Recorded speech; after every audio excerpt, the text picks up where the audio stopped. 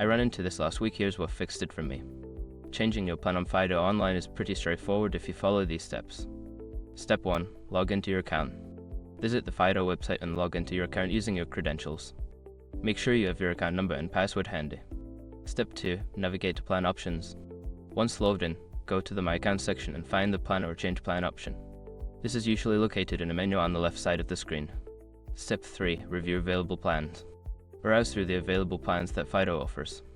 You can compare features, prices, and data limits to find the best fit for you. Step 4. Select your new plan. After finding a plan you like, click on it to select it. You may need to confirm your choice and review any changes in pricing or terms.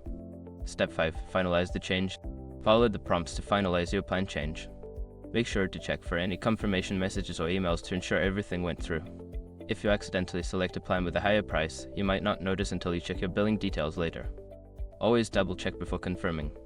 I hope this helps you navigate your plan change smoothly. If you have any questions, feel free to ask.